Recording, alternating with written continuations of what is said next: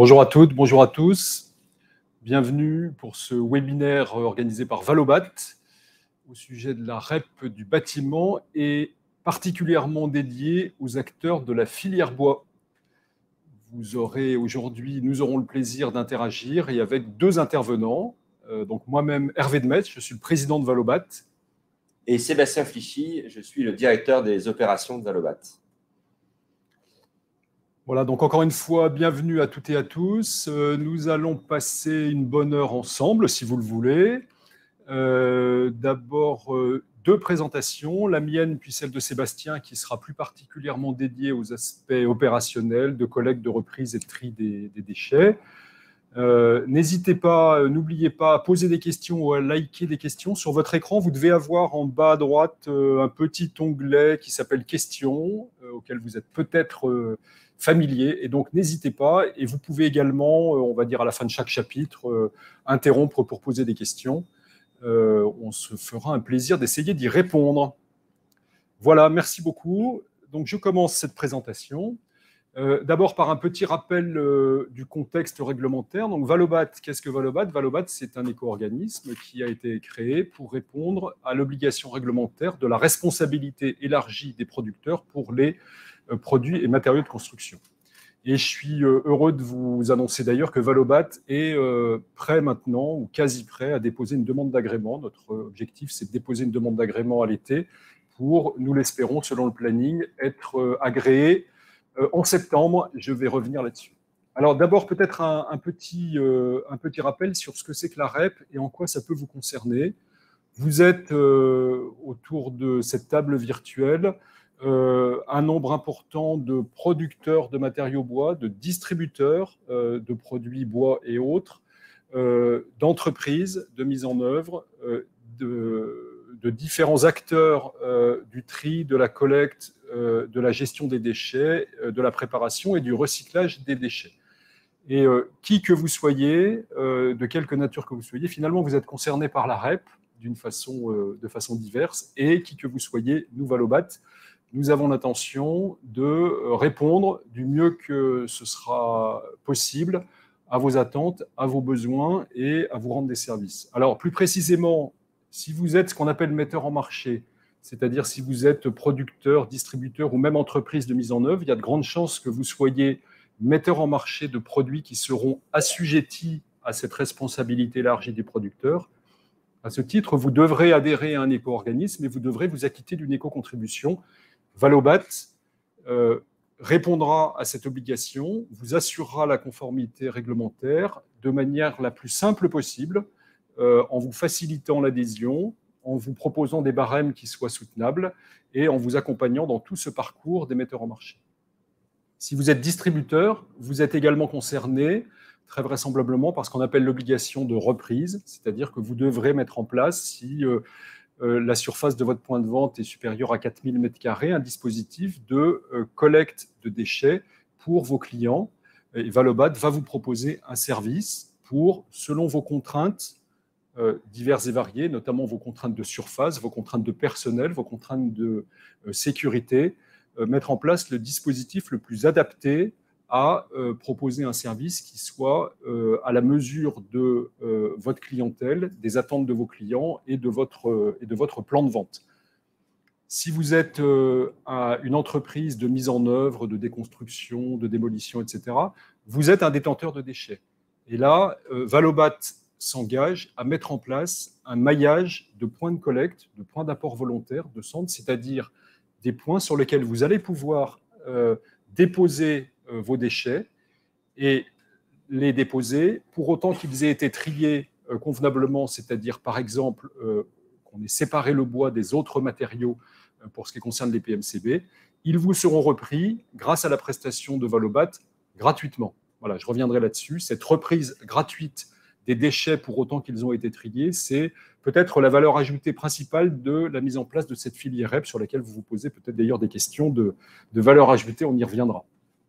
Voilà. Et puis, si vous êtes acteur de la collecte, du tri ou du recyclage des déchets, eh bien, nous vous proposons d'être partenaire.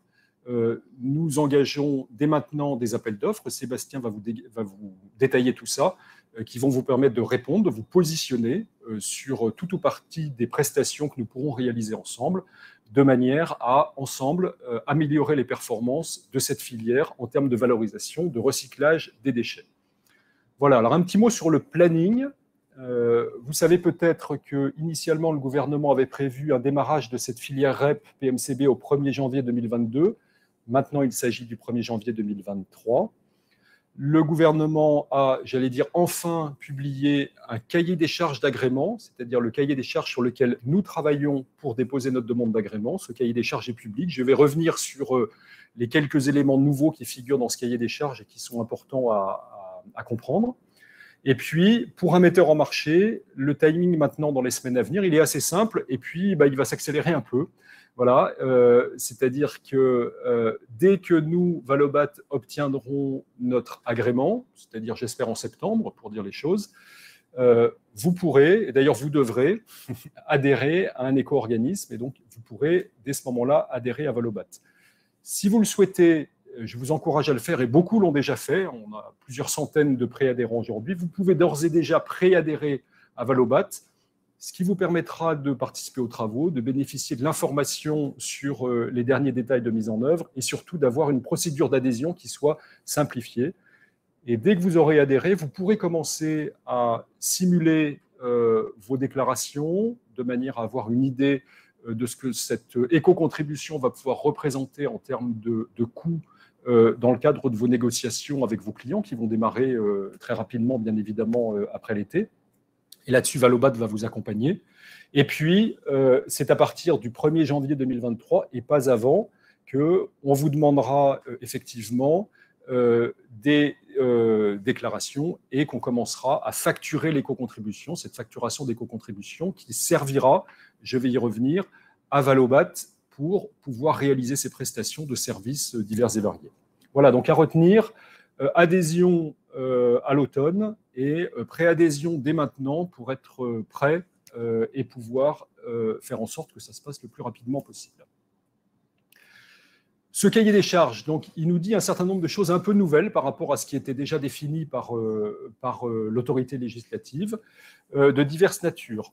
De manière générale, ce qu'on peut dire, c'est que ce cahier des charges, il a pour conséquence, d'une part, d'étaler dans le temps la montée en puissance de la REP et donc de faire en sorte que les éco-contributions soient plus faibles, plus soutenables en 2023 pour que le démarrage ne soit pas, entre guillemets, générateur d'inflation. Voilà. Ou pas trop, en tout cas. Voilà. Et puis, la deuxième, donc, étalement dans le temps, c'est ce qu'on appelle la progressivité. Je vais revenir sur cette notion de progressivité. On va voir comment elle se concrétise dans les années à venir. Et puis, deuxième point, sur un certain nombre d'éléments fondamentaux de la filière, le cahier des charges permet aux éco-organismes de travailler dans le temps des études de manière à mieux cibler les données et à mieux définir les objectifs. Alors, c'est le cas pour ce qu'on appelle les éco-modulations. Les éco-modulations, vous savez, peut-être, c'est un système, entre guillemets, de bonus-malus qui permet à un éco-organisme d'ajuster les éco-contributions suivant des critères vertueux de performance des matériaux. Ce que dit le cahier des charges, c'est que les éco-organismes ont l'année 2023 pour effectuer des études sur les bons critères d'éco-modulation et pour proposer des critères d'éco-modulation et pour mettre en place ces éco-modulations, donc ce système de bonus-malus, à partir de 2024. Ensuite, c'est le cas pour les objectifs de collecte, de recyclage, c'est le cas pour les objectifs de réemploi et de réutilisation, donc tous les objectifs de performance de la filière pour lesquels le cahier des charges permet aux éco-organismes de travailler par le biais d'études, des plans d'action détaillés qui vont permettre effectivement de jalonner dans le temps, dans les années à venir, les progrès à mettre en œuvre dans la filière pour qu'in fine, le réemploi, la réutilisation progressent de manière spectaculaire, on l'espère, et de même la valorisation et le réemploi des différents déchets, et particulièrement des déchets de la filière bois. Et puis c'est le cas, enfin, pour le maillage, donc les éco-organismes, je dirais collectivement d'ailleurs, parce que c'est une responsabilité qui va être partagée par les différents éco-organismes agréés, vont avoir un petit peu de temps pour affiner, en liaison avec les acteurs locaux, les collectivités locales principalement, mais et d'autres, le maillage idéal qui vous permettra, si vous êtes détenteur de déchets demain, que vous soyez particulier ou professionnel, d'avoir à proximité de chez vous un point sur lequel venir déposer vos déchets dans des bonnes conditions. Donc voilà les principales avancées du cahier des charges. C'est exprimé de façon assez générale, on pourra revenir plus dans le détail si vous le souhaitez. Et puis là, vous avez un petit planning sur les années à venir qui jalonne un peu les choses. Donc à retenir, 2023, démarrage de la filière.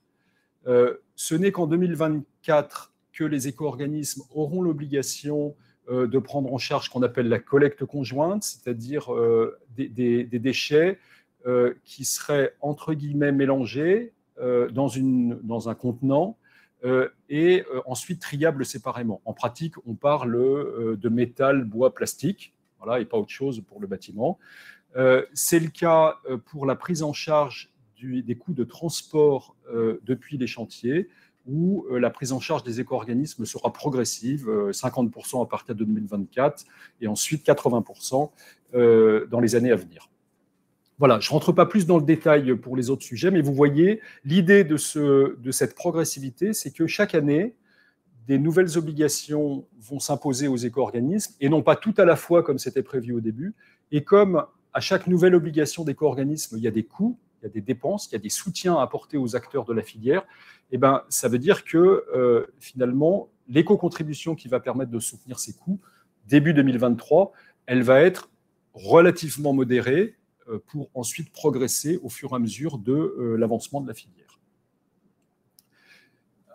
Alors, à ce stade, je pourrais peut-être venir sur quelque chose qui reste probablement une question pour un certain nombre d'entre vous quand vous êtes acteur de la filière bois. Je l'ai entendu beaucoup et je la comprends parfaitement, parce que je peux vous dire que je me suis posé les mêmes questions, d'ailleurs pour l'ensemble des filières depuis quelques temps. C'est finalement ce dispositif de la REP, ces éco-organismes, ces soutiens, etc. Est-ce que ça apporte quelque chose? Est-ce que c'est vraiment utile, notamment pour une filière comme le bois, qui est un matériau qui a beaucoup de propriétés, entre guillemets, naturellement vertueuses d'un point de vue de l'environnement, qui stocke du carbone. Dans vos activités de transformation, effectivement, vous avez de la production de déchets, mais ces déchets sont, dans leur immense majorité, d'ores et déjà valorisés. Donc, en fait, c'est plutôt des coproduits que des déchets. Et donc, souvent, vous nous dites, mais je ne vois pas le problème, il n'y a pas de sujet de déchets, et je vous comprends parfaitement. Alors, il y a quelques éléments de réponse à ça pour essayer de vous expliquer finalement ce que va apporter ce dispositif de la REP si nous le mettons en œuvre intelligemment, ce qui est notre objectif chez Valobat. Le premier, vous avez un mot gratuité qui apparaît en haut. Gratuité, ça veut dire quoi? Ça veut dire que, en fait, ce que va apporter la REP, je le disais tout à l'heure, c'est que demain, un détenteur de déchets, quelqu'un qui, sur un chantier, a mis en œuvre du bois ou bien récupère du bois de déconstruction, s'il trie séparément ce bois de construction et s'il l'amène séparément sur un point d'apport, on lui reprendra gratuitement. Ça veut dire quoi? Ça veut dire qu'on peut espérer que cette matière première potentielle qui est le bois issu des chantiers de construction et des constructions, elle va être beaucoup mieux collectée parce qu'il y a un certain nombre d'acteurs qui aujourd'hui, pour différentes raisons, les mettaient dans des bennes en mélange, ou bien, voire même les mettaient dans des dépôts sauvages, etc., qui vont les apporter. Donc ça doit apporter une amélioration de la collecte qui va permettre ensuite de disposer d'un gisement donc de déchets réutilisables pour la valorisation et le recyclage beaucoup plus important. Et ça, c'est important parce que vous allez le voir tout à l'heure dans les chiffres que va vous présenter Sébastien, lorsqu'on parle des déchets de bois issus des chantiers, et c'est bien de ça dont on parle quand on parle de la REP. On ne parle pas de vos déchets de production en scierie, de vos déchets de production quand vous mettez en œuvre des éléments de bois sur les chantiers. On parle des déchets qui sont issus de la déconstruction ou de la mise en œuvre sur les chantiers. Et bien, ces déchets-là, aujourd'hui, la performance estimée de la filière, c'est-à-dire le taux de recyclage et valorisation, il est d'à peu près 80%, ce qui est déjà, on pourrait dire beaucoup par rapport à d'autres matériaux, mais qui dit 80%, et c'est plutôt 77%, dit qu'il y en a 20% qui vont à l'enfouissement. Voilà, et ces 20% qui vont à l'enfouissement, quand on regarde le gisement, c'est plusieurs centaines de milliers de tonnes, hein, plutôt entre 400 et 500 milliers de tonnes chaque année de bois qui pourraient être intelligemment réutilisés et qui vont à l'enfouissement. Et donc précisément, ce que l'on attend comme valeur ajoutée de cette filière REP, c'est que ce gisement de matière puisse être réutilisé, qu'il n'aille pas à l'enfouissement, mais qu'il soit réutilisé, remis en œuvre pour les différents moyens de valorisation dont on dispose dans le bois et qu'on pourra développer. Voilà, donc la gratuité qui permet une meilleure collecte et qui va permettre d'améliorer les performances de recyclage et de valorisation. Autre valeur ajoutée, vous voyez un mot sur votre écran qui est traçabilité. Ce que va apporter la REP, ce que nous avons la responsabilité de faire et ce que nous allons mettre en œuvre, c'est une traçabilité précise de tous les flux de déchets à toutes les étapes de leur production et de leur traitement, de manière à ce qu'on visualise cette filière, qu'on identifie mieux les sources de progrès et qu'on permette de conduire ce progrès à l'avenir. Ça, c'est très important parce qu'il y a aujourd'hui des dispositifs de traçabilité, mais ils restent encore assez imparfaits et surtout, on manque énormément d'une vision globale de la filière. J'insiste un peu sur le réemploi. Aujourd'hui, dans le bâtiment, ce qu'on appelle le réemploi, c'est-à-dire le réemploi, qu'est-ce que c'est? C'est j'ai un équipement du bâtiment, un élément du bâtiment qui soit de charpente, de décoration, etc. Plutôt que de le déconstruire, de le recycler, donc en le détruisant pour lui redonner des caractéristiques qui sont des caractéristiques de matière première, en fait, je le réutilise tel quel ou à peu près, moyennant un reconditionnement à définir, pour le même usage ou un usage différent. Alors, pour plein de raisons, ça n'est quasiment pas mis en œuvre aujourd'hui dans le bâtiment en France, et nous considérons qu'il y a un potentiel de développement de réemploi, notamment pour des éléments de bois très importants, pour autant qu'on fasse évoluer la législation, pour autant qu'on favorise les initiatives, et il y en a beaucoup dans ce domaine, et pour autant qu'on développe ce type d'usage. Voilà. Et donc ça va faire partie de nos priorités avec vous, si vous le souhaitez. Il y a un certain nombre de dispositifs qui sont prévus dans le cahier des charges qui vont permettre de faciliter la montée en puissance de ce réemploi. Et puis, in fine, ce que doit apporter la REP pour le bois, c'est de contribuer à la valeur du matériau bois en France dans la construction. Voilà, et la valeur du matériau bois dans son ensemble, dans la construction, qui est déjà un matériau qui est noble, qui est favorisé par la RE 2020, vous le savez. Cette visibilité qu'on va apporter sur les performances de recyclage, cette amélioration des performances en boucle fermée du matériau bois en France, in fine, ça va contribuer à la valeur de ce matériau, qui est un matériau formidable, que vous travaillez de différentes manières, et c'est un gage à la fois de pérennité et de progrès, et de la filière et du bâtiment en France. Alors, cela étant dit, un petit mot pour vous présenter Valobat, qui est avec vous aujourd'hui. Donc, Valobat, qu'est-ce que c'est? C'est donc un éco-organisme qui a été créé ad hoc pour répondre à cette obligation de la REP pour les PMCB. Valobat n'existait pas il y a un an, a été créé à l'été 2021, à l'initiative de, à l'époque, 26 grands acteurs de la construction, des industriels, des fédérations représentant des metteurs en marché et des distributeurs. Valobat, c'est aujourd'hui 40 associés, donc vous voyez sur votre graphique les logos. Donc, sur votre gauche, principalement des grands fabricants ou d'ailleurs des moyens ou petits fabricants, des sociétés familiales et des grands groupes internationaux. Vers le bas, des fédérations qui représentent des fabricants et des distributeurs. Et vous voyez sur la droite des distributeurs qui donc sont à la fois metteurs en marché et puis surtout qui distribuent des produits, et notamment des produits bois. Et donc Valobat, à l'initiative de ces 40 actionnaires, a engagé un vaste mouvement de fédération des différents acteurs du bois et de la construction en France, qui fait qu'aujourd'hui, nous avons plusieurs centaines de préadhérents. On s'approche des 500 préadhérents dans tous les métiers, en particulier dans le métier du bois. Donc, retenez, 40 actionnaires, 500 préadhérents. Tout ce monde-là travaille, apporte sa contribution au sein de comités de secteur, donc des comités de secteur qui sont réunis par famille de matériaux et de produits, dont un comité de secteur bois, et puis un groupe de travail spécifiquement dédié aux distributeurs et qui est notamment actif sur la question des dispositifs de reprise, de collecte adaptés aux contraintes des distributeurs. Voilà, donc le travail de Valobat, c'est un travail qui a pour ambition de fédérer l'ensemble des forces vives du bâtiment pour faire réussir l'économie circulaire dans le bâtiment au travers de la REP, qui l'organise par le biais de comités de secteur et qui vous donne la parole, voilà, qui fait travailler les acteurs. C'est les acteurs qui, ensemble, élaborent le projet, ce qui nous donne une puissance qui est celle d'être portée par les acteurs qui seront réellement les acteurs de terrain demain. Alors, un petit zoom sur le travail pour ce qui concerne le secteur bois. Le secteur bois chez Valobat, concrètement, qu'est-ce que c'est? C'est une douzaine d'associés, donc d'actionnaires de Valobat, donc qui ont investi dans la société Valobat, qui sont des acteurs de la filière bois. Et notamment 7 associés pour lesquels l'activité bois est leur activité principale. Les 2 grandes fédérations, la Fédération nationale du bois et l'Union des industriels de la construction bois, qui ont choisi Valobat, qui ont choisi de s'engager dans Valobat, d'en devenir actionnaires, et qui sont d'ailleurs représentés au conseil d'administration en la personne de M. Carteret, Frédéric Carteret pour l'UICB, et de M. Paul Siat pour la FNB. Je pense que c'est des noms qui sont connus dans la filière. Aux côtés de ces 2 fédérations, 2 grosses entreprises de sciage et de transformation du bois ont rejoint Valobat en tant qu'actionnaire. Il s'agit de la société Siat et de la société Monesef Souji. Et puis, 3 autres acteurs fabricants de produits bois ont rejoint là aussi comme actionnaire Valobat.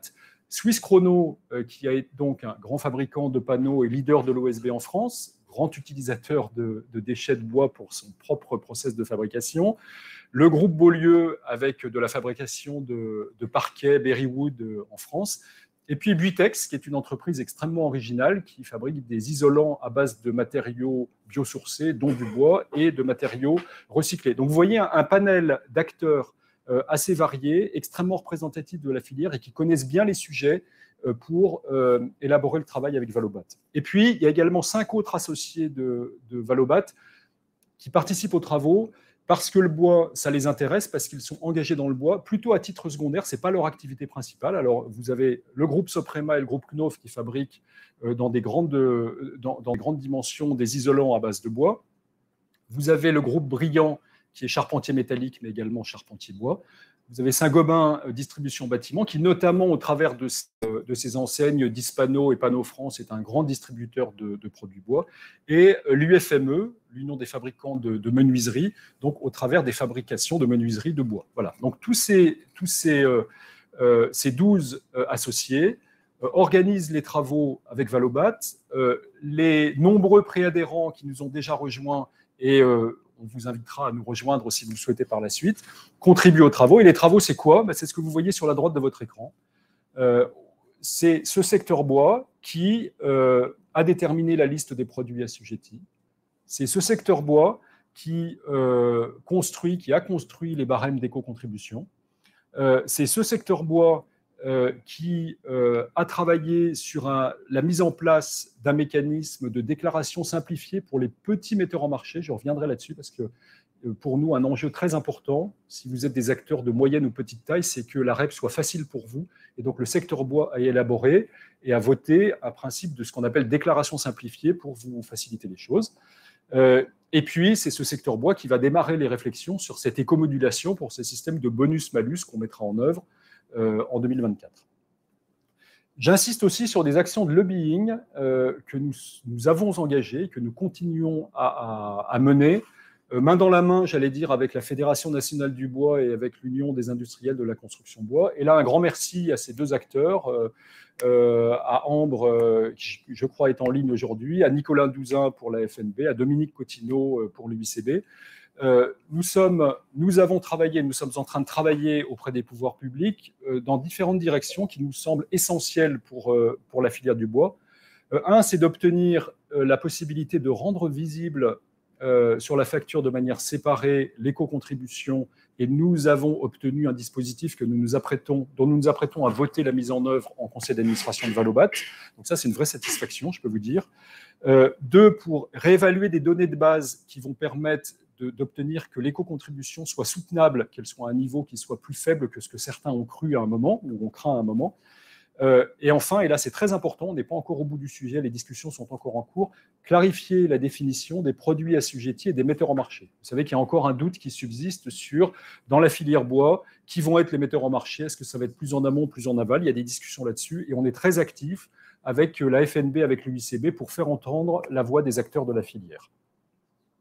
Voilà, donc vous aurez compris l'état d'esprit, le mode de fonctionnement de Valobat, l'implication extrêmement forte de la filière bois au sein de Valobat, qui, j'espère, va nous permettre de représenter vos intérêts et de mieux vous servir, et de faire en sorte que cette filière REP avec Valobat soit réellement une filière de progrès pour l'ensemble des acteurs du bois. En conclusion de cette partie, puis je pense qu'à ce moment-là, on pourra, si vous le souhaitez, déjà commencer à prendre quelques questions ou bien passer à la suite.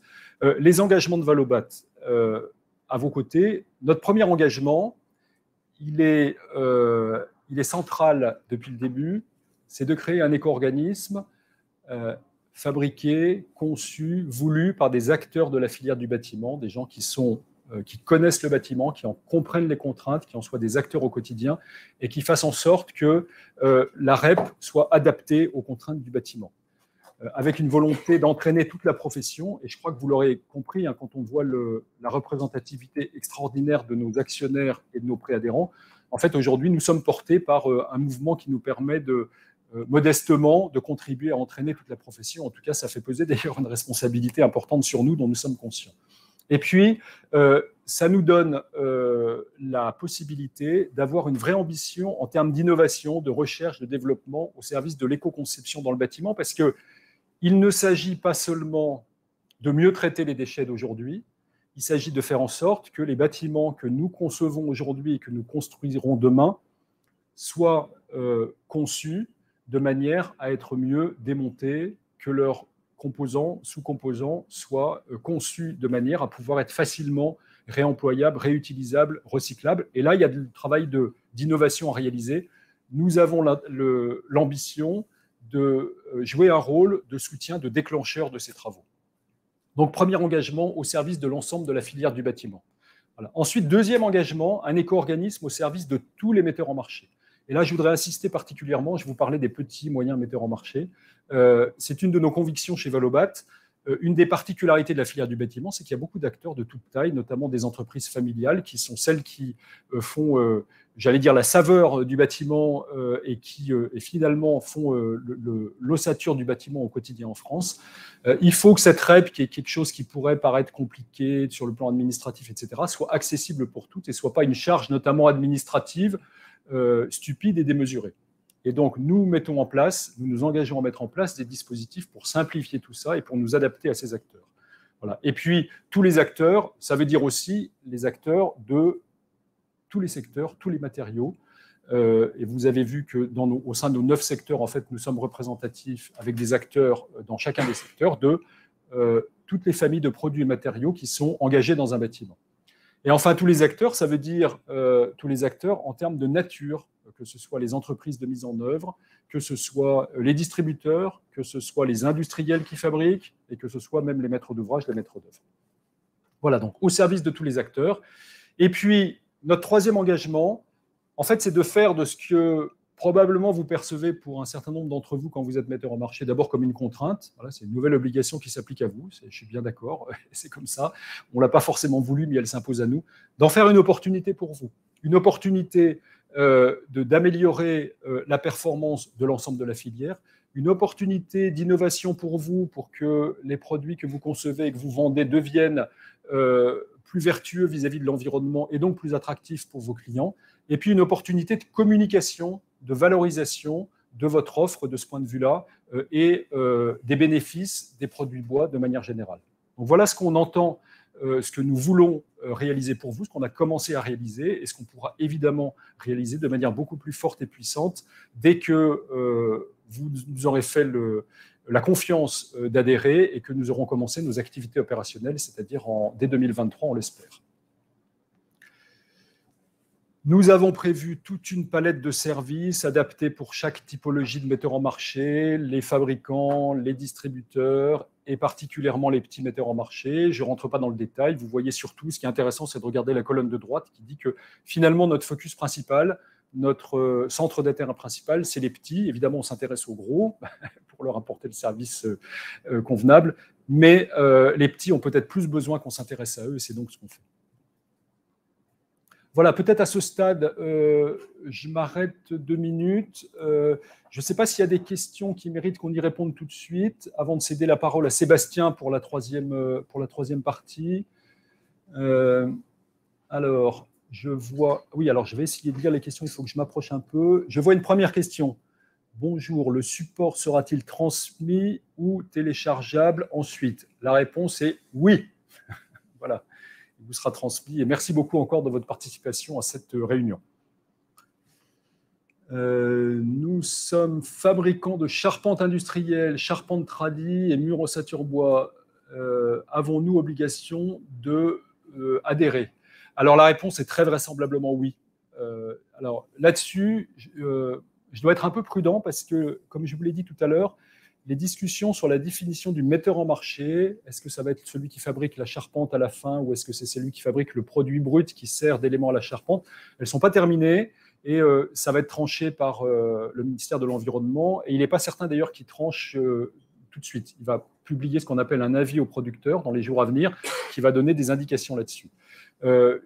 Mais étant donné ce que vous écrivez là, très vraisemblablement, oui, il y a des chances que vous soyez considéré comme metteur en marché pour une partie des produits que vous fabriquez et que vous mettez en œuvre, notamment peut-être parce que il se peut que vous importiez une partie des bois que vous mettez en œuvre dans vos ossatures. Et dans ce cas-là, si vous êtes le premier importateur, vous êtes le metteur en marché. Voilà, donc la réponse est très vraisemblablement oui. Le mieux peut-être, si vous voulez qu'on y réponde plus précisément, c'est que vous preniez contact directement avec Valobat. On a un numéro et un site pour ça. On vous accompagne, que vous nous expliquiez les produits, et qu'on vous explique plus précisément, et vous aurez la réponse. Et dans ce cas-là, de toute façon, ce que vous pouvez faire, c'est préadhérer dès maintenant. Ce que je ne vous ai pas dit, c'est que la préadhésion n'engage à rien. Vous pourrez ensuite choisir éventuellement un autre éco-organisme si vous le souhaitez. Enfin voilà, il n'y a rien de... Mais ça va vous permettre d'être mieux informé là-dessus et de mieux comprendre vos obligations. Une autre question, je crois que ce sera la dernière à ce stade avant de céder la parole à Sébastien. Je me tourne pour la lire. Bonjour, vous avez indiqué que l'écomodulation arrivera en 2024. Pourrons-nous participer à la définition des critères? Si oui, comment faire? Alors, tout à fait. Comme je vous l'ai expliqué, la philosophie de Valobat, c'est que tout ce qu'on fait au sein de Valobat, la définition de ce qu'on va vouloir faire en termes d'ambition, de recyclage, de valorisation, la tarification, les écomodulations, c'est un travail qui est proposé, élaboré et voté au sein des comités de secteur. Et donc, donc les actionnaires de Valobat sont les principaux acteurs de ces comités de secteur, mais les préadhérents qui le souhaitent peuvent d'ores et déjà participer aux travaux. Et donc, si vous êtes adhérent de Valobat et a fortiori si vous vous portez volontaire pour devenir actionnaire de Valobat, ce qui est toujours possible, vous serez directement impliqué dans la définition de ces écomodulations. Si vous ne souhaitez pas l'être par vous-même, probablement que vous êtes adhérent d'une des deux grosses fédérations, la Fédération nationale du bois et l'Union des industriels de la construction bois, qui, de toute façon, ont l'ambition de représenter l'ensemble de leurs adhérents dans ces travaux et qui le font déjà.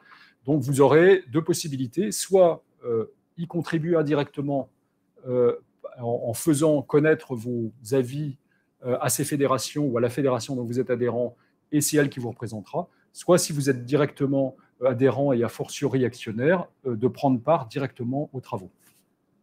Je crois qu'on va s'arrêter là pour l'instant. On prendra évidemment toutes les autres questions à la fin et je vais céder la parole à Sébastien qui va rentrer beaucoup plus dans le détail, notamment sur le dispositif opérationnel qui concerne la collecte, le tri et la valorisation des déchets. Sébastien, à toi. Merci beaucoup Hervé. Donc effectivement, je vais vous présenter un peu l'ambition qu'on a pour la filière. Si tu peux. Globalement, quelle va être notre stratégie sur la gestion de déchets? Bon, notre ambition, c'est avant tout de rendre le bâtiment effectivement plus circulaire, en s'appuyant, on va dire, sur différentes étapes un peu clés, à la fois une étape de collecte et une organisation de collecte qui soit adaptée finalement aux différents canaux par lesquels, on va dire, les déchets vont rentrer, que ce soit donc les déchetteries publiques, les distributeurs, les déchetteries professionnelles, les chantiers ou les entreprises de travaux ou artisans qui peuvent massifier chez elles. Après, des étapes effectivement importantes de massification, de tri et de préparation. Et puis, un dernier point, c'est avoir effectivement s'assurer qu'on a bien des usines qui vont consommer finalement ces produits sur les différentes catégories de matériaux et notamment le bois. On va avoir des moyens effectivement aussi complémentaires pour venir renforcer quelque part l'efficacité de ce dispositif, à la fois s'il y a des trous dans la raquette, notamment en termes de collecte, on va faire des appels à projets, effectivement, pour aller structurer les points de maillage. Vous savez qu'on a une obligation de maillage du territoire avec évidemment des points de reprise, enfin des points de maillage tous les 10 km. Et donc, s'il manque des points de maillage, on fonctionnera effectivement avec des appels à projets pour compléter finalement le maillage, compléter ce maillage. On va aussi apporter effectivement des soutiens en termes de R&D pour accélérer ou renforcer effectivement les capacités quelque part de recyclage et de tri lorsque c'est nécessaire. Et puis, on va aussi pousser à l'utilisation de matières premières de recyclage au niveau effectivement de la conception de nouveaux produits. Alors, nos modalités d'intervention, elles vont être un peu mixtes, avec en fait le décret nous permet d'avoir finalement un mode à la fois financier et un mode dit plutôt opérationnel. Donc, le mode financier, ça correspond, on va dire, à effectivement proposer des conventions types et des barèmes de financement sur certaines de nos opérations. Et ça va notamment être le cas de ce qu'on va proposer sur la partie collecte sur les chantiers, où on va apporter effectivement des financements aux opérateurs qui interviennent en collecte sur les chantiers pour garder, on va dire, une proximité très forte finalement entre le chantier et les opérateurs de gestion de déchets. Et puis, on a un deuxième volet qui est un volet plus opérationnel où là, on va passer quelque part on va lancer des appels d'offres, retenir des prestataires pour effectivement, pour définir effectivement un certain nombre de conditions et pour emmener finalement la filière là où on veut aller. Et donc, on va avoir ce mixte entre un mode financier sur certaines parties du dispositif et opérationnel sur l'autre partie du dispositif. Donc, pour vous illustrer ça de façon un peu plus précise, on vous a présenté effectivement un peu le schéma de collecte de Valobat, où vous avez sur la ligne du haut, on va dire ce qu'on appelle les différents canaux de collecte. Donc, c'est là où vont arriver effectivement les déchets. Donc, à la fois ce qu'on appelle les points de reprise. Donc, c'est les points sur lesquels des détenteurs, lorsqu'ils arrivent avec des déchets triés, vont avoir un accueil gratuit de ces déchets. Donc, on parle des déchetteries publiques, on parle des distributeurs qui vont être concernés, on parle des déchetteries professionnelles. Et puis, comme je disais, il y a deux autres canaux qui sont la partie artisans, entreprises de travaux qui peuvent massifier chez elles les déchets liés à leur activité. Et puis, les gros chantiers qui, lorsqu'ils vont générer plus de 50 mètres cubes de déchets, vont avoir droit effectivement à la reprise des déchets sur leur chantier et avec une prise en charge, on va dire, de la collecte sur ces chantiers. Donc, nous allons proposer sur ces volets-là, on doit proposer effectivement des contrats types sur les points de reprise, donc pour soutenir l'accueil de ces déchets sur les contrats types. Et puis après, on va intervenir, comme vous voyez donc les deux lignes un peu d'après, on va avoir donc ces étapes un peu de collecte, massification et éventuellement tri sur les différents matériaux. Et en fait, on a un volet, on va être en opérationnel sur tout ce qui est finalement enlèvement des déchets sur, je dirais, les points fixes, hein, c'est-à-dire les points de reprise, c'est des points qui sont permanents. Un entrepôt d'entreprise de travaux, c'est aussi quelque part, c'est un point permanent. Et puis, on sera sur un mode plus financier sur cette partie-là. Pour la partie chantier, on sait que la partie chantier, voilà, on est des choses qui sont par nature quelque part éphémères. Et donc, on apportera effectivement un soutien financier. Et puis de là, les matériaux hors inertes et métaux vont être pris en charge, on va dire, dans les filières de préparation qu'on aura retenues. Donc là, dans un volet plutôt opérationnel, où on va retenir effectivement, on va choisir effectivement des prestataires pour nous accompagner sur la préparation du bois, pour nous accompagner sur la préparation du plâtre, pour nous accompagner sur la préparation effectivement d'autres produits. Et donc, c'est comme ça qu'on va effectivement intervenir. Alors, concernant le bois, quelle est un peu notre stratégie ? Le gisement dont on parle, effectivement, on parle d'un gisement de 2,2 millions de tonnes au niveau national. On a, pour l'instant, on va dire un taux de recyclage qui est aux alentours de 41% et un complément en valorisation énergétique de 34%. Et on a l'objectif, effectivement, à la fois on a un objectif qui nous est assigné par le cahier des charges, qui est de monter le taux de recyclage, donc à 45% en 2027. Et puis, on a aussi l'objectif d'augmenter la part de valorisation énergétique, donc faire sortir encore plus, effectivement, de tonnes de bois. Alors, pour ça, on va s'appuyer, on va dire, sur notamment les plateformes de préparation bois qui existent en France. Il y a à peu près 120 plateformes. On a l'objectif, avant tout de travailler effectivement sur la qualité du bois pour en tirer la meilleure valeur ajoutée liée, on va dire, à cette qualité du bâtiment et à privilégier le recyclage matière, puisqu'il va falloir qu'on augmente effectivement le taux de recyclage matière sur le bois. On va avoir un deuxième objectif important, c'est que on sait que voilà, il y a des mouvements de flux qui sont en train de s'opérer, avec notamment un développement de la valorisation énergétique du bois important en France. Et donc, c'est bien d'accompagner effectivement ces réorientations de flux. Auparavant, on avait des flux qui partaient plutôt à l'étranger et de faire en sorte que ces flux reviennent en France et bien effectivement accompagner ce développement de la valorisation énergétique. Et puis, on a effectivement un objectif de maîtrise des coûts et puis un objectif aussi important sur, sur le traitement éventuellement de substances à risque. Vous savez que le cahier des charges en fait, va nous imposer de faire une étude sur les différents matériaux pour bien identifier quelles pourraient être les substances à risque et de regarder si on doit mettre en place des choses spécifiques. Et donc, on aura à cœur aussi d'accompagner ça sur la partie bois. Dernier point important sur le volet bois, c'est le volet effectivement réemploi, réutilisation. La particularité du bois PMCB, c'est qu'il y a beaucoup de bois massif et que notre objectif, c'est bien d'augmenter le réemploi et la réutilisation de ces bois massifs. On sait qu'il y a des choses qui se font, mais notre objectif va être d'accompagner ce développement-là et de mettre en place les conditions complémentaires pour accélérer en tout cas cette réutilisation. Alors, au niveau de notre approche opérationnelle, on va devoir, comme je vous le montrais tout à l'heure, on a différents canaux de collecte. On vous a représenté là, d'abord, avant tout, déjà peut-être finalement un peu le panorama ou l'origine, on va dire qu'on va avoir à peu près des déchets. Vous voyez qu'on va avoir quand même beaucoup de flux qui vont arriver des chantiers. Deux tiers des flux vont arriver des chantiers avec lesquels donc, on va effectivement travailler. Et puis, on va après les points de reprise qui vont être là, donc à la fois les déchetteries publiques qui vont représenter entre 20 et 25% des flux. Et puis, on va avoir les sujets, on va dire, des distributeurs, des déchetteries professionnelles qu'on va effectivement accompagner. Et notre objectif, c'est bien de faire des partenariats ou de mettre en place des contrats avec effectivement l'ensemble de ces acteurs et avec un acteur sur lequel on pense qu'il y a des choses qui vont pas mal se développer, c'est les distributeurs, puisque voilà, il y a des obligations complémentaires sur les distributeurs et donc les points de reprise chez les distributeurs devraient augmenter et on va avoir en tout cas à cœur d'accompagner les distributeurs dans leurs obligations de reprise. Comme je vous le disais, sur le bois, on a un point important, c'est qu'on va s'appuyer effectivement sur les plateformes de préparation bois pour, on va dire, atteindre nos objectifs, avec cet objectif effectivement à la fois d'augmentation du taux de recyclage et puis d'augmentation du taux de recyclage et de valorisation globale. On sait que ces plateformes, on va dire, voilà, elles tournent, elles travaillent avec différents types de gisements.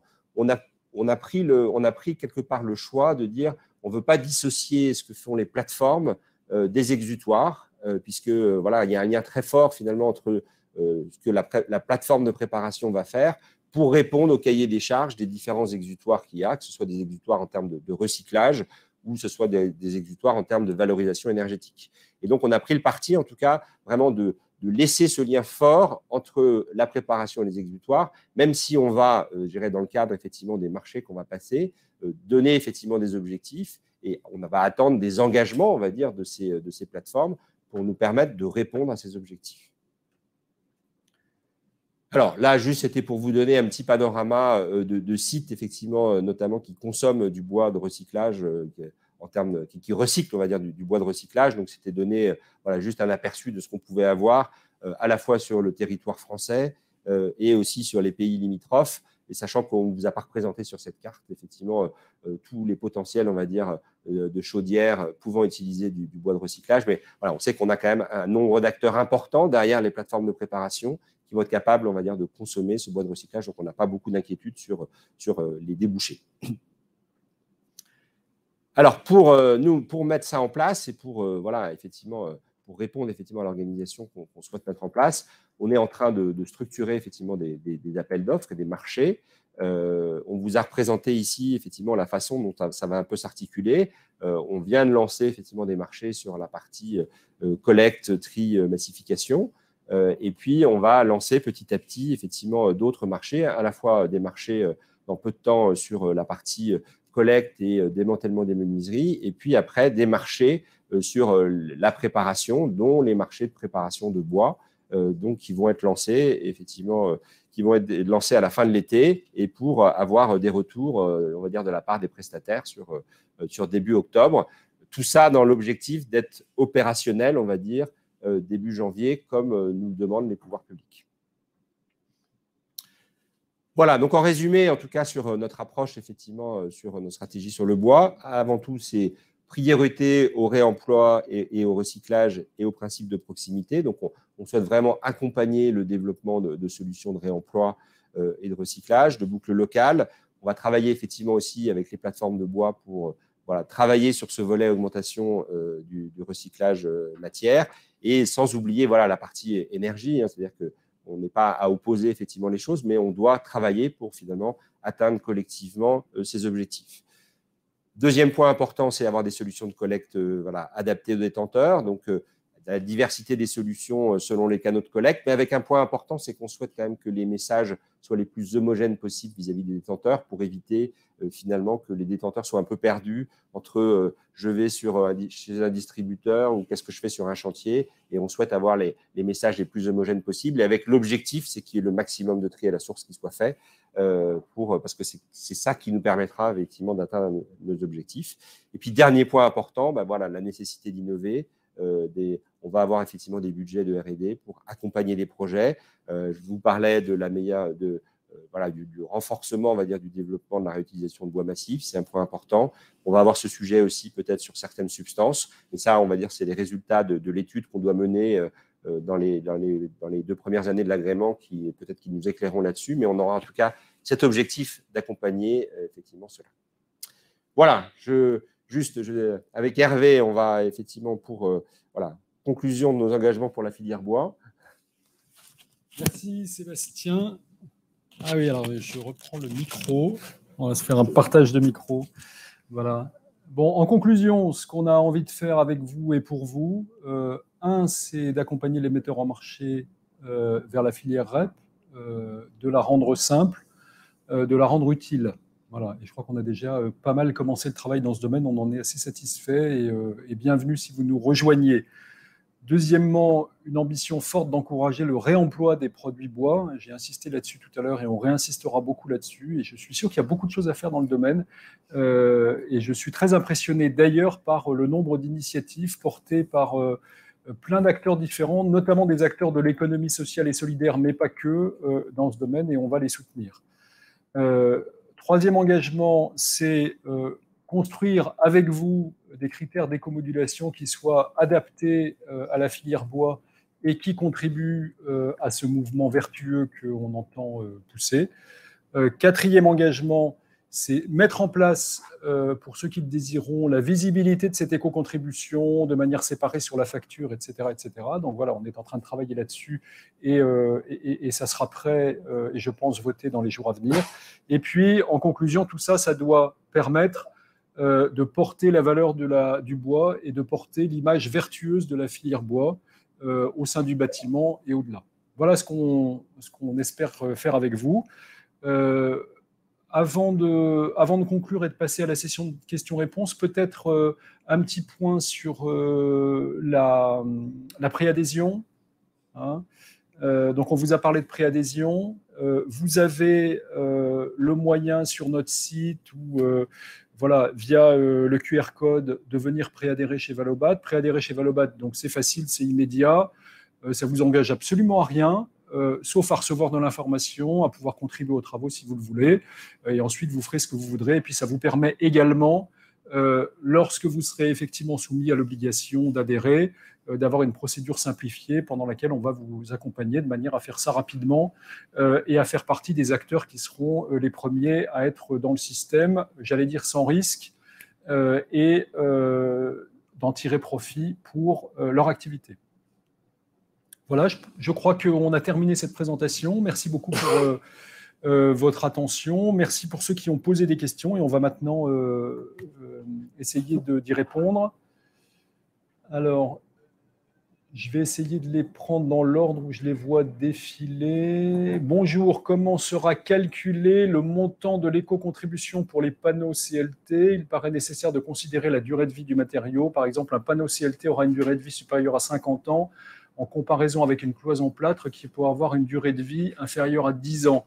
Alors en fait, le phénomène que vous évoquez là, qui est que certains produits ont des durées de vie dans le bâtiment qui peuvent être différentes, il est pris en compte naturellement dans le mode de calcul des éco-contributions par un mécanisme qui est assez simple, qui est le rapport entre les volumes des produits qui sont mis en marché, qui sont déposés dans les bâtiments chaque année, et ceux qui sont produits en termes de déchets. Et plus il y a de produits mis en marché versus les déchets chaque année, plus ou moins l'éco-contribution sera élevée. Et donc, ce facteur de la durée de vie, naturellement, il va jouer en faveur des produits qui ont une durée de vie plus importante. Question suivante. Vous avez dit avoir 500 préadhésions, c'est peu au vu du nombre de sociétés concernées. Pas du tout. Savez-vous pourquoi? Est-ce que cela n'est pas un risque pour la fiabilité de la filière Valobat et de la validation d'agréments par l'État? Non, alors au contraire, je peux vous dire, j'ai aucune inquiétude là-dessus. Le collectif des actionnaires et des adhérents de Valobat, des préadhérents de Valobat, on n'a pas d'adhérent tant qu'on n'est pas agréé. Vous ne pouvez pas adhérer tant qu'on n'est pas préadhéré. Il est déjà extrêmement représentatif. 500, en fait, c'est énorme si on prend en considération le fait que dans ces 500 se cachent en fait des groupes qui regroupent plein d'adhérents potentiels, et puis que dans nos actionnaires, il y a un certain nombre d'acteurs, dont des fédérations, qui représentent des centaines d'adhérents potentiels qui ne sont pas comptabilisés là-dedans. En fait, si vous voulez une autre estimation, d'ores et déjà, avant même d'avoir l'agrément, avant même d'avoir entamé une campagne d'adhésion qui va vous permettre d'adhérer, probablement que les préadhérents de Valobat, hors tous ces acteurs cachés, représentent déjà à peu près 30% du chiffre d'affaires des produits et matériaux. Donc, notre représentativité, elle est évidente. Elle sera évidente pour l'État, j'en suis sûr. Et surtout, ce qui est important, en fait, c'est qu'elle nous permet d'ores et déjà, depuis plusieurs mois, d'avoir sur chacune des familles de matériaux et de produits un panel d'acteurs qui sont compétents et représentatifs pour effectuer les travaux avec nous et donc pouvoir arriver à des stratégies opérationnelles, comme vous l'a expliqué Sébastien, des tarifications des listes de produits qui soient intelligentes, entre guillemets, et adaptées aux contraintes de nos métiers. Question suivante. Bonjour, comment va s'organiser la filière Valobat avec les collectivités qui ont déjà des contrats de traitement pour ces mêmes gisements, notamment bois? Va-t-on s'orienter vers des contenants de collecte sur les déchetteries publiques, type éco-organisme DEA? Je vais laisser Sébastien répondre. Alors, sur ces sujets-là, on est en train d'y travailler. Il y a effectivement, on va pousser en tout cas à essayer d'avoir une séparation des flux PMCB. Après, on est en train aussi de travailler sur une harmonisation des consignes de tri dans le cadre, on va dire, des travaux qu'on doit mener au niveau de l'organisme coordinateur. Et à l'issue de ces travaux, on pourra donner effectivement peut-être des indications un peu plus précises sur ce sujet-là. Question suivante. Y a-t-il un objectif fixé en matière de réemploi et de réutilisation des produits bois? Quel type d'action comptez-vous mettre en place dans ce domaine et avec quel type d'acteurs, si c'est déjà défini? Sébastien, tu veux prendre la question? Alors, pour l'instant, on n'a pas d'objectif. On a un objectif global, on va dire, sur le réemploi et réutilisation, qui est donc de 2% en 2024, 4% en 2027, et avec l'objectif d'arriver à 5%. Donc, pour l'instant, ça, c'est l'objectif global qui concerne l'ensemble des catégories de matériaux. On a un certain nombre d'études à mener justement là-dessus pour y voir peut-être aussi un peu plus clair, ne serait-ce que d'avoir des chiffres un peu plus fiables. Pour l'instant, l'ADEME indique qu'il y a moins de 1% de réemploi, mais en fait, on ne sait pas si c'est 0,9% ou 0,1%. Et donc, on va dire que les travaux dans les mois à venir vont être déjà d'y voir sans doute un peu plus clair. Et après, justement, de pouvoir lancer, on va dire, et d'encourager un certain nombre d'initiatives sur ce volet réemploi-réutilisation. On a d'ores et déjà des obligations effectivement de soutien de zones de réemploi sur des points de maillage, de soutien des structures de réemploi sur la reprise gratuite des déchets liés au réemploi d'activités PMCB. Et on travaille aussi justement à regarder quel soutien il faut mettre en plus, notamment sur les chantiers, pour faire en sorte que ces activités de réemploi et d'utilisation se développent. Alors, je vois une question. Comment considérez-vous un panneau de bois de toiture associant du bois et une âme isolante en plastique rigide? Alors, on le considère très positivement d'abord, mais ce n'est pas ça votre question. Sébastien, peut-être tu veux détailler pour ces produits mixtes, entre guillemets, le type de… Après, sur ces produits, alors ces produits, effectivement, ces produits mix, au démarrage, on va être sur des produits strictement triés. Et après, on va devoir, dans le cadre de la progressivité, prendre en charge, effectivement, le traitement de ces produits mix et d'essayer d'adapter au mieux les traitements qu'on pourra proposer sur ce type de produit. Et peut-être j'ajoute que je pense que lorsqu'on parle de réemploi, de réutilisation, d'éco-conception, parmi les travaux qui vont s'imposer aux acteurs de la filière, il va y avoir des travaux pour faire en sorte que tous ces produits qui associent des matériaux et qui ont été petit à petit développés pour plein de raisons très positives, notamment d'efficacité thermique pour ce dont on parle, et qui n'ont pas forcément toujours été conçus pour permettre un démantèlement en séparant les matériaux pour le recyclage. Je pense que la démontabilité de ces produits va être quelque chose qu'il va falloir qu'on travaille collectivement pour que, encore une fois, ça devienne plus facile à l'avenir.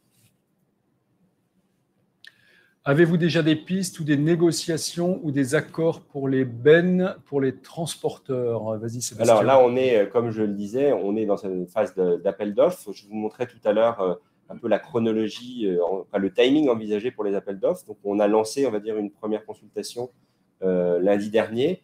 Et puis, on va avoir, donc, qui est sur la partie plutôt collecte, tri-massification. On va lancer après d'autres étapes. Une étape spécifique sur la partie menuiserie, huisserie, une étape spécifique sur les différents étapes de préparation liées aux matériaux, donc le plâtre, le bois, le plastique, et puis une dernière étape sur la partie transport, grand volume, pour faire le lien entre les centres de tri et les centres de préparation. Donc voilà, les choses sont en cours. Notre objectif, c'est bien de pouvoir en tout cas répondre aux différentes sollicitations à partir de janvier 2023, parce que la commande, on va dire, des pouvoirs publics, c'est de pouvoir être opérationnel à partir de janvier 2023. Alors, la question suivante. Avez-vous une idée de ce que sera le montant de l'adhésion à Valobat? Question surprise. Adhésion annuelle. Alors, l'adhésion, c'est simple, c'est gratuit. Je ne peux pas vous dire mieux. En revanche, ce qui n'est pas gratuit, c'est l'éco-contribution. Et là, alors on commence à avoir des idées parce que maintenant, les tarifications ont été travaillées, votées, etc.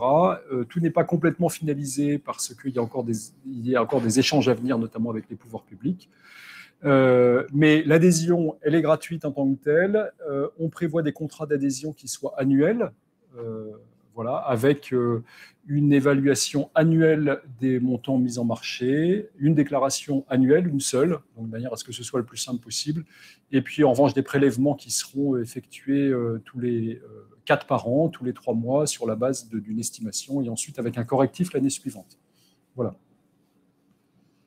Question suivante. Vous parlez beaucoup du bois, ben oui, mais il y a tous les autres produits connexes dans la construction, comme le plâtre propre et souillé par les peintures, les menuiseries, avec le verre en bois ou PVC ou alu, ciment, etc. Les prenez-vous également en considération? Avez-vous des filières pour tout? Alors, je vais prendre la première partie de la réponse. Oui, évidemment, on prend, et vous l'avez vu dans tous nos secteurs, il y a un secteur plâtre, il y a un secteur menuiserie, il y a un secteur laine minérale, il y a un secteur métaux-construction, etc. Donc, tous les produits sont pris en compte. Tous les produits seront pris en compte en tant qu'éco-contribution en amont et en tant que traitement des déchets en aval. Nous avons des actionnaires et des préadhérents représentant toutes ces familles de produits. Donc oui, alors ce matin, c'est un webinaire consacré au bois, donc on vous parle beaucoup de bois, effectivement, mais bien sûr, on est sur tout ça. Et alors, l'autre partie de la question, avez-vous des filières pour tout? Là, je vais laisser Sébastien peut-être détailler un peu, mais on va dire, il y a des filières pour tout, mais à des niveaux de maturité différentes. Voilà. Oui, et en complément, on va dire que on est justement en train de lancer des appels d'offres qui vont nous permettre, on va dire, de structurer en tout cas, de mettre en place une certaine organisation et un certain nombre de filières. Et notre objectif après, ce sera de compléter ça, s'il y a besoin de compléter par rapport à des familles de produits, par des appels à projets, par de la R&D, pour compléter sur on va dire les filières sur lesquelles nous n'aurions pas ou pas suffisamment, on va dire, de capacité de recyclage.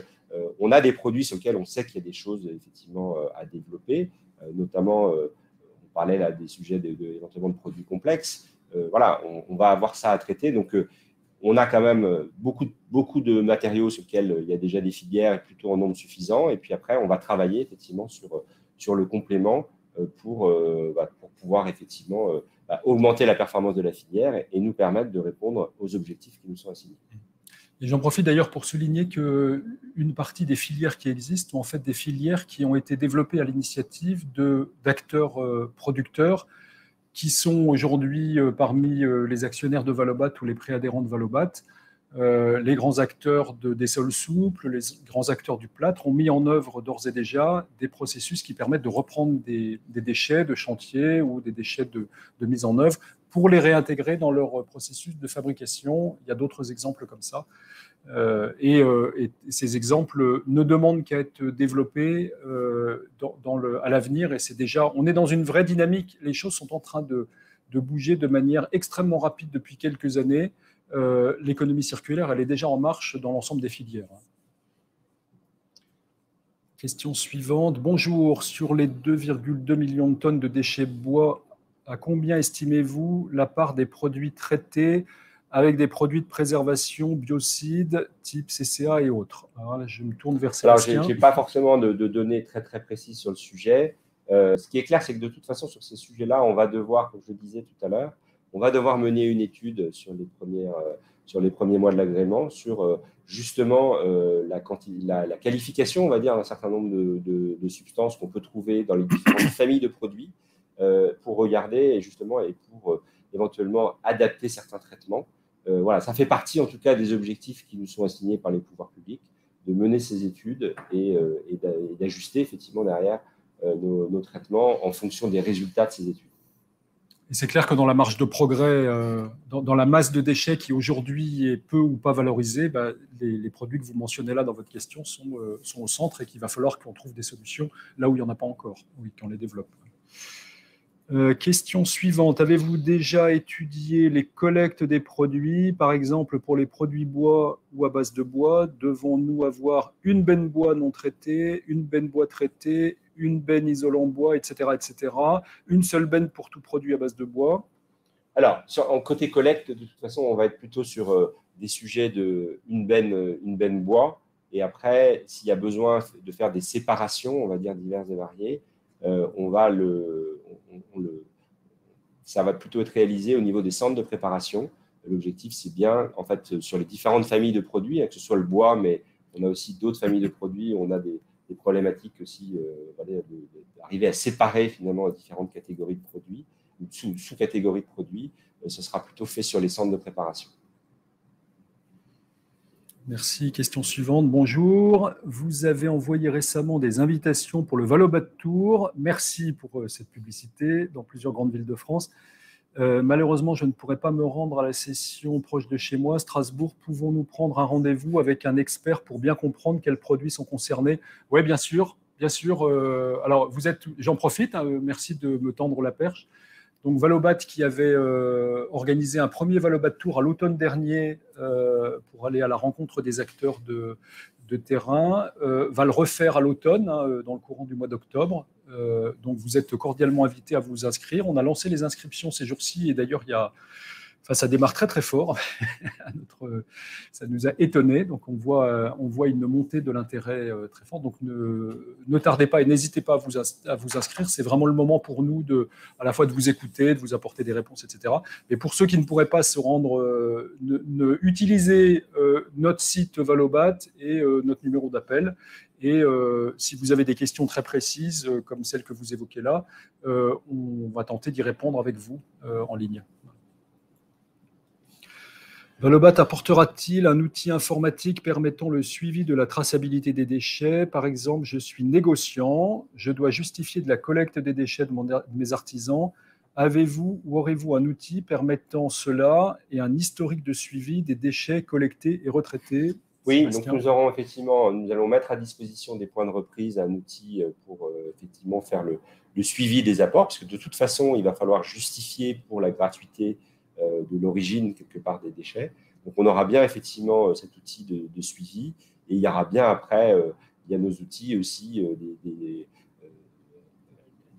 des éléments, on va dire, de reporting qui vont vous permettre d'avoir accès aux différentes informations, aux historiques d'informations. Merci. Vous avez mentionné un tonnage non récupéré, enfoui de 4 à 500 000 tonnes. Cela paraît peu en comparaison des projets énergétiques et de la consommation des panneautiers français et des pays limitrophes. Pouvez-vous confirmer cette estimation, SVP? Alors, peut-être, vous savez, les chiffres dont on dispose aujourd'hui sont quand même assez macro et assez parcellaires. C'est vraiment des ordres de grandeur, mais en fait, le 400 à 500 000 tonnes, il est assez simple. Hein. C'est les 2,2 millions de tonnes mentionnées de gisements de déchets. Si on considère que la partie valorisation plus recyclage est à 77%, ça fait 23%, de l'ordre de 20% de ces 2,2 millions de tonnes qui ne sont ni recyclées ni valorisées énergétiquement, donc qui partent à l'enfouissement ou qui sont perdus. Et donc voilà, on retrouve cet ordre de grandeur de 400 à 500 000 tonnes. Alors, en fait, ce que vous sous-entendez, si je comprends bien, c'est que finalement, il y a de la place pour tout ça, il y a de la capacité de reprise via les panneautiers et via la valorisation énergétique. C'est probablement vrai. Encore faut-il trouver des solutions, encore faut-il que ce soit bien collecté à l'origine, etc. Donc il y a du travail pour y parvenir. Je ne sais pas si tu veux ajouter. Il y a travail pour parvenir, et peut-être quand même en complément, on sait qu'il y a un appel d'air très important côté valorisation énergétique, et l'enjeu va quand même être d'accompagner effectivement, on va dire, le développement de la valorisation énergétique en France, parce qu'il y avait un certain nombre de flux qui, encore ces dernières années, partaient plutôt à l'export, tout en, je dirais, permettant l'augmentation du taux de recyclage, parce que l'objectif qui est assigné avant tout effectivement à la filière, c'est l'augmentation du taux de recyclage. Et donc, c'est ce qu'il va falloir qu'on fasse. Et c'est pour ça que dans les marchés que nous allons passer, avec effectivement nos centres de préparation, on va être très vigilant sur les engagements qui vont être capables d'être pris sur cet accompagnement au développement du recyclage. Voilà, je crois qu'il reste une question. Les plateformes de préparation de bois et autres types de structures avec lesquelles vous établissez des partenariats travailleront-elles en exclusivité avec Valobat ou bien s'engagent-elles avec les différents éco-organismes? Alors, il n'y a pas dans les marchés qu'on va passer avec les centres de préparation, il n'y a pas d'exclusivité demandée. Après, les acteurs peuvent effectivement répondre à différents marchés d'autres éco-organismes. Par contre, ce qui sera important, c'est les sujets de traçabilité, les sujets de suivi, c'est-à-dire que on va être vigilant effectivement là-dessus, mais il n'y a pas de demande d'exclusivité par rapport effectivement aux prestations que nous allons passer. Voilà, je crois qu'on a fini les questions pour ce matin. Merci beaucoup pour votre présence, pour votre participation, pour ces très bonnes questions. Encore une fois, on est disposé à y répondre séparément, en ligne, au téléphone, etc. On est prêt à accueillir et à traiter vos préadhésions, bien sûr. Et puis peut-être en conclusion, ce que je voudrais vous dire, c'est que ça fait 3-4 ans qu'on parle de cette REP dans le bâtiment. Il y a eu la loi AGEC, il y a eu le décret d'application, il y a maintenant le décret cahier des charges. Maintenant, les choses sont balisées. On est sur un timing qui a peu de chances de bouger. Donc, voilà, vous étiez pour une bonne partie d'entre vous encore dans l'expectative et vous aviez probablement raison d'attendre de bien comprendre ce qui allait se passer, que les textes se précisent. Ça y est, on est maintenant à l'aube du démarrage. Valobat est prêt pour obtenir son agrément. Valobat démarre ses consultations et ses appels d'offres. Donc c'est le moment d'y aller et on est heureux de le faire avec vous. Et de collaborer avec vous, avec vraiment l'esprit de développer l'économie circulaire dans le bâtiment. C'est vraiment ce qui nous anime. On pense qu'il y a vraiment quelque chose à faire pour l'environnement, pour le bâtiment en France, pour le bien des filières et en particulier la filière bois. Et c'est vers ça que nous allons engager tous nos efforts. Donc, merci beaucoup encore et j'espère à très bientôt. Et rendez-vous sur le Valobat Tour pour ceux qui pourront et voudront venir à notre rencontre. Merci, très bonne journée. À bientôt. À bientôt.